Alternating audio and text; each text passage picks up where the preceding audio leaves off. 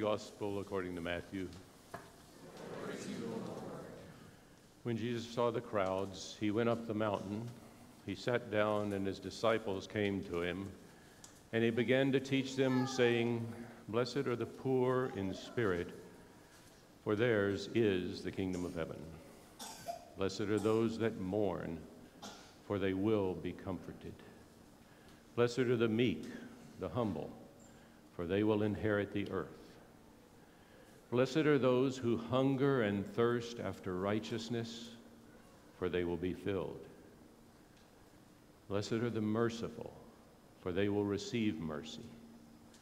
Blessed are the pure in heart, for they will see God.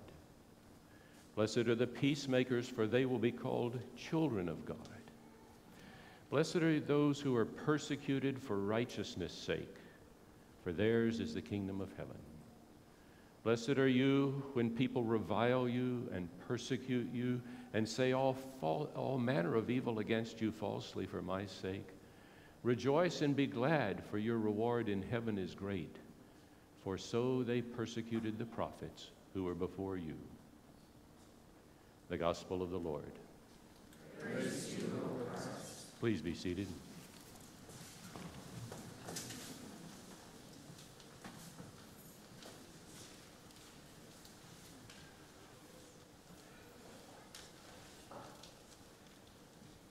Pray with me. O God, you have blessed us with saints who let us see you in their lives.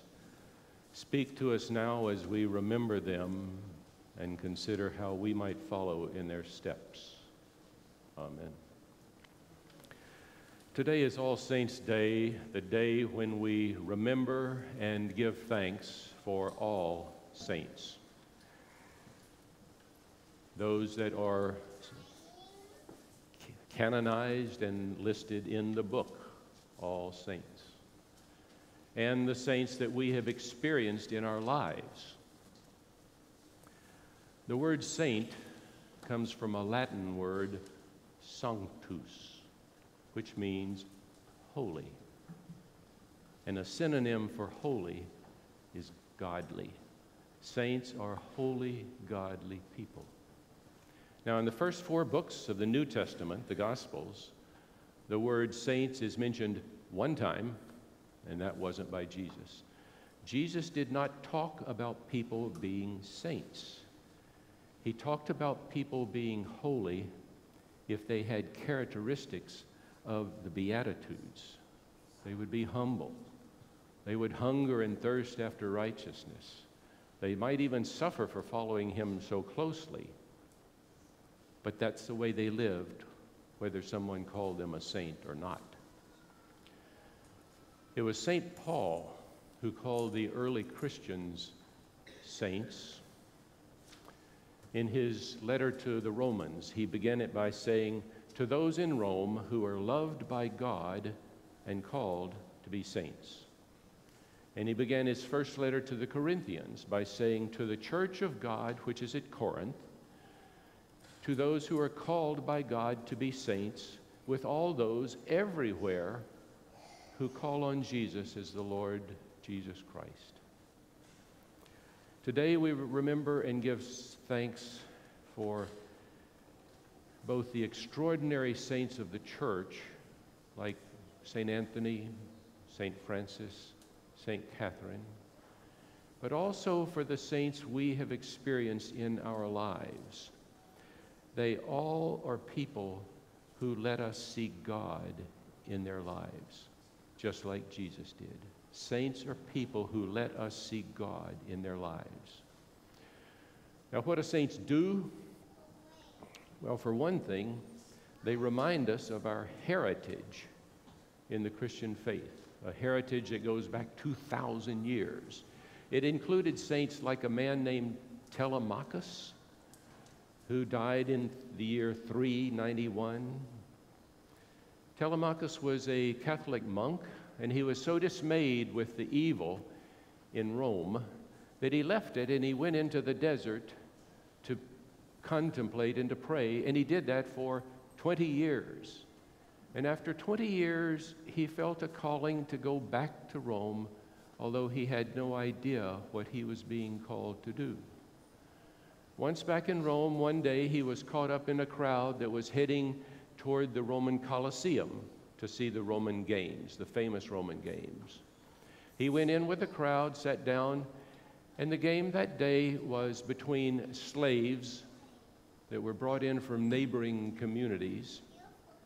They were given swords, and they were forced to fight as if they were gladiators. They were forced to fight until one of them killed the other one. Telemachus watched this, and when he realized what was going on, he couldn't believe his eyes. He got up and walked down the steps into the arena, tried to get between the gladiators, pseudo-gladiators, and to bring them apart. When the crowd first saw this, they laughed. They thought it was a joke.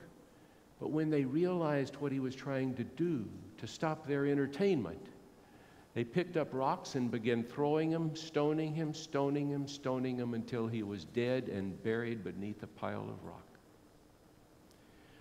The historian Edward Gibbons, who wrote the definitive The Rise and Fall of the Roman Empire, said that when that happened, a great hush fell over the crowd because they realized for the first time what they were doing and what they had done. And the crowd left the Colosseum that day, and that was the last day that something like that occurred in the Colosseum. This holy man, out of love, stopped what had been going on. Now, that story reminds us of our heritage of saints. But it's a heritage that goes back 2,000 years. Many of the saints are recorded in this book. I want you to get it. Written by Robert Ellsberg. There's a saint for each day of the year. So, because we want to pass the stories of our Christian heritage on to our children. And unless we know it, it's hard to pass it on. So that's one thing the saints do. They remind us of our heritage. A second thing they do is to make us give thanks because of who they were or what they did. There are probably some people here who give thanks for saintly parents who adopted them and gave them the love that every child needs for years and years. There would be other people here who give thanks for saintly parents who loved them through years of drug abuse and alcohol abuse. And there are saints and some give thanks for saintly husbands or wives who love them through years of declining health. But we also give thanks for saints who listen to us and give us godly counsel. A man named Elton Trueblood did that for me. It was early in my career as a young pediatric neurosurgeon. I went for 6 months to the Baptist Hospital in Busan, South Korea, to develop a neurosurgery program there. After coming back, I struggled, I agonized for 2 years with the decision, should I be a career missionary neurosurgeon, or should I stay in academic medicine and teach young residents how to take care of children with those problems? I prayed about it, I talked to people about it, I could get no peace. But one day at noon, out of the blue, I called up Elton Trueblood. At the time, he was a professor at Earlham College in Indiana. He was a noted Christian author and speaker, a godly man. He didn't know me, he knew me from Adam, but that's about all. And I told him my dilemma. He listened. And then he said, Leland, I think you should stay in academic medicine because medical universities in many places are spiritual wastelands. And over your career, you can influence the lives of a lot of young doctors by the way you minister to your patients. His words had a ring of truth to them. Frankly, they sounded like a word from God. They changed my career and my life. The words of a saintly man. A third thing that saints do is they make us grieve. We grieve when we remember how some saints suffered. John the Baptist, beheaded. Stephen, stoned to death, just like Telemachus. Polycarp and St. Joan, burned at the stake. Bonhoeffer, hung. But we also grieve when we remember saintly parents who sacrificed everything to give us opportunities that they never had. We grieve when we remember saintly grandparents who loved us unconditionally. They loved us with a kind of love that no one loves us with now. Those saints, they were like prisms that focused the love of God into them, and then they put it out into us, and we miss them. Lastly, the saints let us see God by the way they live their lives, and by doing that, they inspire us to be like them.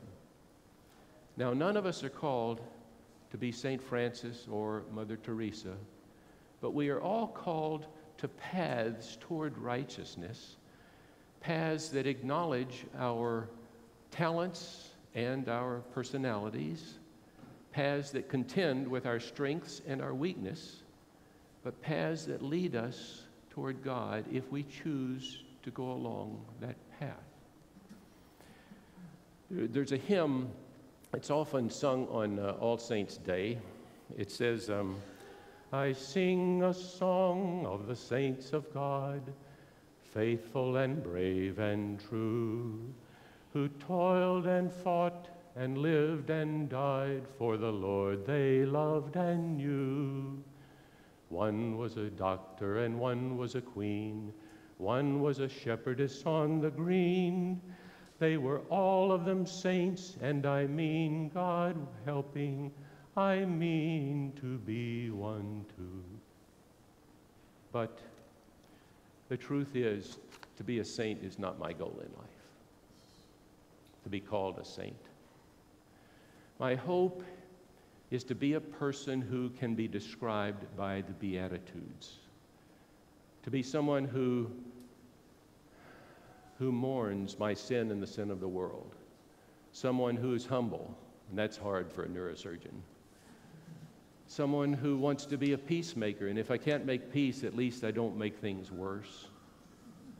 I want to be that so that God's grace and love can flow through me into the people in my world who can then see God and give thanks to God, just as the saints in your life did.